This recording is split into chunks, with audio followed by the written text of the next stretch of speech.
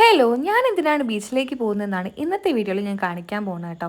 അപ്പോൾ ആരും ചോദിക്കേണ്ട, ഡയറ്റ് ഞാൻ കുറച്ച് കാലത്തേക്ക് നിർത്തി വെച്ചിട്ടുണ്ട്.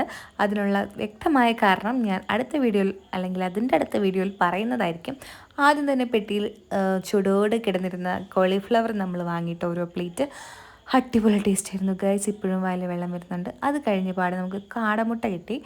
അത് 1 2 3 4 5 6 7 8 9 10 കാടമുട്ട ഉണ്ടായിരുന്നു കേട്ടോ.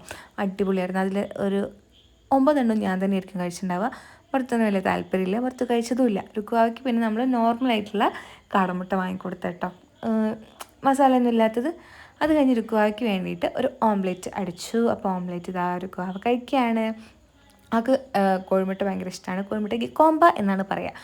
പിന്നെ നമ്മളിതാ ഓരോ പ്ലേറ്റ് ഗ്രീൻ പീസ് മേടിച്ചു. അങ്ങനെ ഇത്രയും കഴിച്ച് വയറ് ഫുള്ളാക്കി നമ്മൾ നേരെ വീട്ടിലേക്ക് തിരിച്ചു പോയി. അപ്പോൾ ഇതേപോലത്തെ വീഡിയോസ് ഇഷ്ടമാണെങ്കിൽ കമൻറ്റ് ചെയ്യുക. ടാറ്റ.